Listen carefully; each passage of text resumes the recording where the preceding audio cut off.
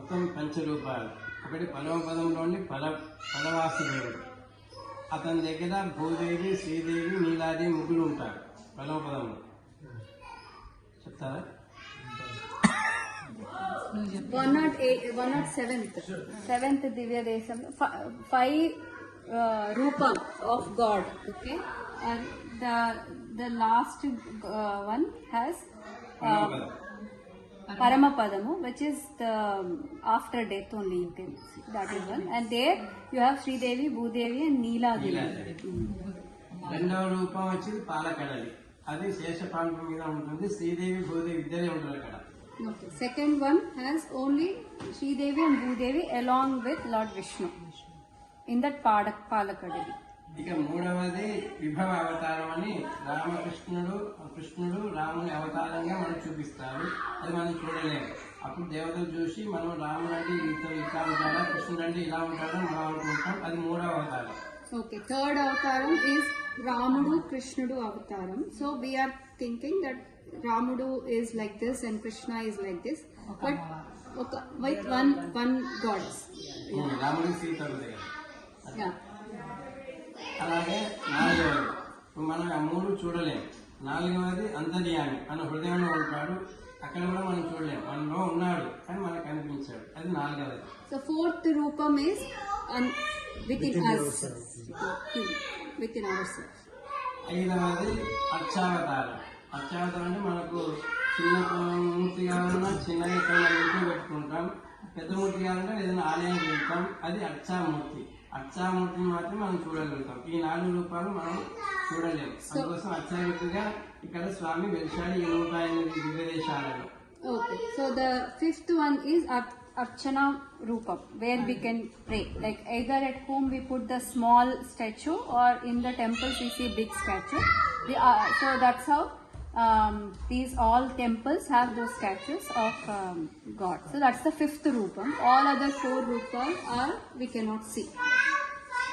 108 దివ్యదేశాలు మనకు స్వామి పెరుమాళ్ళు ఇక్కడ వేయించేసి ఉన్నాడు. ఈ రూపంలో మీరు సేవించాలి. ఈ రూపం అని చెప్పేసి ఒక్కొక్క దివ్యదేశంలో ఒక్కొక్క రూపంగా వెలిచి ఉన్నాడు కనుక ఆ ఏ దివ్యదేశానికి ఒక స్టోరీ ఉందన్నట్టు. ఇలా వచ్చాడు స్వామి. ఆ విధంగా మనం తిరుపతి స్థలం ఉంది. ఈ తిరుపతి స్థలానికి పెరుమాళ్ళు ఎలా వచ్చాడు? ఇక్కడ ఉండే పెరుమాళ్ అంటే స్వామి కదా, రూపం అంటే దేవుడే కదా. ఆ పెరుమాళ్ తిరుపతి స్థలంలో ఎలా వచ్చాడంటే గజేంద్ర రూపంలో వచ్చాడు. గజేంద్ర వరదన్ అని ఆయన పేరు. Okay, so in each of these temples there is a Rupam, right? So every Divya Desham has a story how that God has come to that place. So today here they are talking about the 28th Divya Desham and Tirukapisthalam. The name of the temple is Tirukapisthalam. They are talking the story how that God came into place. Gajendra Vardhan. Gajendra Vardhan. The name of the God is Gajendra Vardhan.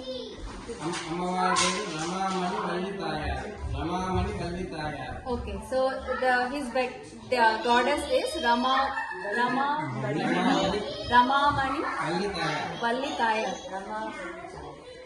అదే మనకు తిరుమలకి వెళ్ళారు కదా. తిరుమలలోని పుష్కరిణి ఏంటి? శ్రీవైకుంఠ విరక్తాయ స్వామి పుష్కరిణి తదే రమయ రమమానాయ వెంకటేశాయ మనకు మంగళ శ్లోకం ఉంటుంది. వైకుంఠంలో విరక్తి చెంది వెంకటేశ్వర స్వామి కలియుగానికి వచ్చి తిరుమలలో నేర్చారు. అందుకోసం ఆయన పక్కనే ఉంది పుష్కరిణి. ఆ పుష్కరిణి పేరు స్వామి పుష్కరిణి. ఆ పుష్కరిణిలో స్నానం చేస్తుంటే కదా, చక్ర స్నానం అవన్నీ ఎక్కడ అవుతుంది. దాని పేరు స్వామి పుష్కరిణి. ఇక్కడ ఉండే పుష్కరిణి పేరు గజేంద్ర పుష్కరిణి. So you know Tirupati is also one of the Divya Desam. Okay, so there is a Pushkarini, right, like the place where you take the bath, right? So that is called Swami Pushkarini. ఆ పుష్కరిణిలో స్నానం చేస్తుంటే కదా, చక్ర స్నానం అవన్నీ ఎక్కడ అవుతుంది. దాని పేరు స్వామి పుష్కరిణి. ఇక్కడ ఉండే పుష్కరిణి పేరు గజేంద్ర పుష్కరిణి. So you know Tirupati is also one of the Divya Desam. Okay, so there is a Pushkarini, right, like the place where you take the bath, right? So that is called Swami Pushkarini in Tirupati.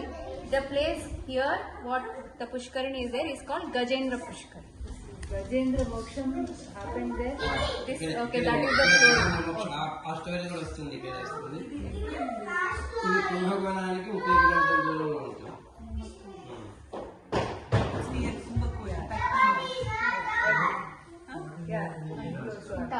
Tamil Nadu. మనకు తిరుమలలో విమానం ఉంటుంది, బంగారు గోపురం ఉంది కదా, దాన్ని విమానం అంటారు. ఏ విమానం అది? ఆనంద విమానం. ఇక్కడ ఉండే విమానం పేరు గగనాకృతి విమానం. గగనాకృతి విమానం.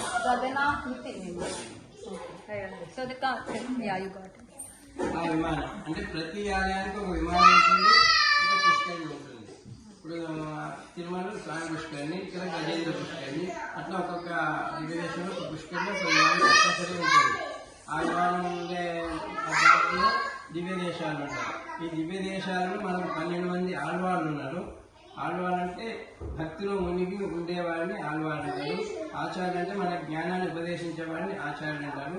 అటువంటి ఆళ్వార్లు కీర్తించిన పాటలే వీరి ఒక్కొక్క పెరుమాళ మీద దాదాపు ఒక 4000 పాశురాలు ఉన్నాయి. 4000 పద్యాలు. 4000 పద్యాలను వాళ్ళు కీర్తించారు. ఆ దివ్య దేశాలను ఎక్కడైతే కీర్తించారో అవే దివ్య దేశాలు. అవే 108 దివ్య దేశాలుగా పేర్కొన్నారు మన పెద్దలు. So every Divya Desham came into place when Alvars, the utmost saints who praise God. So when they have done the kirtana of that temple, then that have been termed as a Divya Desham. అవి దివ్య దేశాలు. ఆ తర్వాత మనకు ఈ దివ్య దేశాలలో ఈ దివ్య దేశాన్ని కీర్తించింది తిరుమల శ్రీ ఆళ్వార్. తిరుమల శ్రీ ఆళ్వార్ వీరు చాలా భక్తితో ఉంటారు. మనకు వాళ్ళు జ్ఞానాన్ని పెంపొందించినప్పుడు ఒకప్పుడు ఈ కొంతమంది చేస్తారు కదా, కొన్నాళ్ళు ఒక సాయిబాబాను కొన్నాళ్ళు, అయ్యప్పని కొన్నాళ్ళు, వెంకటేశ్వర స్వామి కొన్నాళ్ళు అట్లా పూజిస్తున్నారు కదా. ఆ విధంగా వీరు పూజిస్తుండేవారు తిరుమల శ్రీ ఆళ్వార్. అదే వారికి జ్ఞానాన్ని పెంపొందించడానికి మన స్వామి ఒక రూపంలో వెళ్ళి తిరుమల శ్రీ ఆళ్వార్ అక్కడ కూర్చుంటే ఆ తిరుమల శ్రీ ఆళ్వార్ చూస్తుండగా ఒక చెట్టుని తీసుకొచ్చి చెట్టు ఏడు పైకి పెట్టి ఇవి ఆకులు కిందికి పెట్టి చిల్లి ఉన్న కుండతో నీళ్లు తీసుకొచ్చి దాన్ని పోస్తుండేవారు. అప్పుడు తిరుమల శ్రీ ఆళ్వార్ నీకు ఏమైనా పిచ్చా, ఇట్లా వేస్తే ఎప్పుడు మొలకెత్తుతుంది, ఎప్పుడు కాయలు కాస్తుంది అని చెప్పి తిట్టేవాడు. తిట్టే నీళ్ళు నీ పని అట్లే ఉంది కదా, నువ్వు అన్ని దేవుని ప్రార్థిస్తున్నావు, ఎవరు నీకు మోక్షాన్ని ఇస్తాడు, అది కాదని చెప్పేసి ఆయనకు బుద్ధి జ్ఞానాన్ని నేర్పిస్తాడు Tirumala Shri Alwar. Okay. So the Tilmal Shri Alwar is the one who, because of whom this place got this one or Divya Desham, right? So before that, the original was like he used to pray one God, like just with multiple gods without much devotion or what, right? So then God thought, okay, let me give him some lesson. So he brings in front of him a pot with a hole and the water, and he keeps pouring to the tree from the hole, and then and he keeps pouring to the trees, right? So then he asks, like, if you keep doing, how will you give enough water to that tree? Then he says, you are also doing the same thing. You are not dedicated to anybody, and you are not your dedication is not such way. So you have to decide that. ఈ తిరుకపి స్థలం అనేది, కపి అంటే ఎవరు? కోతి. ఆ ఆంజనేయ స్వామి అక్కడ తపస్సు చేస్తున్నాడు కనుక దీనికి తిరుకపి స్థలం అని పేరు వచ్చింది. So the Tirukapistalam, right? Kapistalam is the Anjaneya Swami. So he did tapassu in that place. So that's why it got a name along with that. ఈ తిరుకపి స్థలం అనే దివ్య దేశంలో ఇంద్రద్యుమ్నుడనే మహానుభావుడు ఉండేవాడు, రాజు. అతడు రాజ్య పరిపాలన బాగా చేస్తున్నాడు. అతనికి ఎందుకు తపస్సు చేసుకోవాలని బుద్ధి పుట్టింది. ఆ రాజ్యాన్నంతా మంత్రులకు అప్పచెప్పేశాడు. మంత్రులకు అప్పచెప్పి ఈ ఒక అరణ్యానికి వచ్చేశాడు. అరణ్యంలో తపస్సు చేసుకుంటూ కూర్చున్నాడు. కళ్ళు మూసుకుని తపస్సు చేస్తున్నప్పుడు ఒక ఋషి వచ్చాడు. ఆ ఋషి ఈయన గమనించలేదు. నేను వస్తే నన్ను గమనించలేదని చెప్పేసి ఆయన శాపం పెడతాడు. నువ్వు ఏనుగుగా పుట్టి ఇక్కడ సంచారం చేయాల్సిందని చెప్పి శాపం పెట్టేస్తాడు. ఆ విధంగా శాప విమోచనం కోసం గజేంద్ర మోక్షంగా మనకు చెప్తాడు. అది గజేంద్ర వరదన్ అని, గజేంద్రుడిగా ఆయన సంచరిస్తూ ఉన్నాడు. So there is another story. There is a king there, Indradyumna, Drumnudu. He feels like one day he wants to go do tapassu in the forest. So he leaves his kingdom to the ministers and he goes and he does.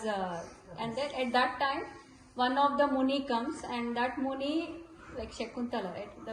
That Muni comes and he doesn't. Yeah. So he does not pay attention to him. So that Muni, and then at that time, one of the Muni comes, and that Muni, like Shakuntala, right? That Muni comes and he doesn't. Yeah. So he does not pay attention to him. So that Muni gives Shapam that you be in this forest like an elephant. Okay. So that is why that Gajendra, the other story is part of this. Like he is roaming in the forest with like an elephant. ఆ గజేంద్రుడు కొన్నాళ్ళుగా సంచరిస్తూ ఉంటే అక్కడ ఒక సరస్సు కనిపించేది. ఆ సరస్సులోకి తీర్థం తీసుకుని స్నానం చేయడానికి కింద సరస్సులోకి దిగాడు. దిగిన తర్వాత అక్కడ సరస్సులో ముసలి ఆ కాలును పట్టేస్తుంది. అలా పోరాడుతూ ఉన్నాడు 10 సంవత్సరాల పాటు. ఎవరిని ప్రార్థన చేసినా ఎవరు రాలేదు. దేవతలను ప్రార్థన చేస్తే దేవతలు రాలేదు. నన్ను కాపాడేవారు ఎవరు లేదా అని చెప్పేసి మొదలుపెట్టుకున్నాడు గజేంద్రుడు. So one day, you know how that crocodile story, like the Gajendra, he went into the small pond and he is doing bath. Then that crocodile holds his leg. So he is like praying to all gods and he doesn't know who is gonna help him out. Okay, so it happened over 10 years as per the story. అలా మొదలుపెట్టుకొని ఆ చివరికి ఓ మూల పురుషుడా, ఓ శ్రీమన్నారాయణ, నువ్వైనా వచ్చి రక్షించవయ్యా అని ప్రార్థన చేశాడు. So ultimately he prayed to Lord Vishnu and then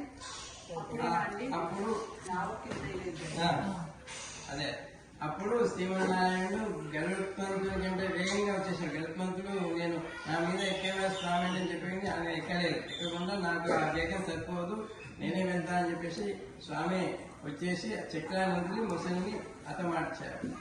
So when that prayer reaches Lord Vishnu, he just at that moment he just runs, and then Garuda, who wants him, he said, "I'll take you, come on me." Like, no, I will have to go faster than you. Then he comes and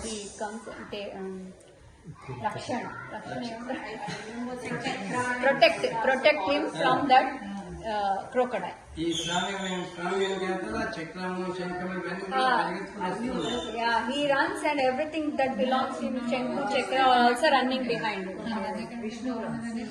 అప్పుడు ఆ ముసలిని సంహరించి అప్పుడు గజేంద్రుడు కాపాడాడు. అందుకోసం ఇక్కడ గజేంద్రుడు కాపాడిన సందర్భంగా గజేంద్ర వరదనని ఆయన పేరు ఇచ్చింది. Okay, so because he has saved Gajendra, that God's name has fallen on that, like Gajendra Varadan. Gajendra Varadhan. అమ్మవారి పేరు రమామణి వల్లితాయ. రమామణి వల్లితాయ. ఇక్కడ కృష్ణుడి పేరు గజేంద్ర పుష్కరి. విమానం పేరు గగనాకృతి విమానం. ఆ విధంగా ఈరోజు తిరుపతి స్థలం అనే దివ్యదేశాన్ని సంతోష్, ప్రశాంత్, అన్నపూర్ణ, సౌమ్య గారికి ఈరోజు దివ్యదేశాన్ని అనుగ్రహిస్తున్నాం, మంగళాశాసనం చేస్తున్నాం. జై శ్రీమన్నారాయణ. ఒకసారి అర్చన సమర్పిద్దాం.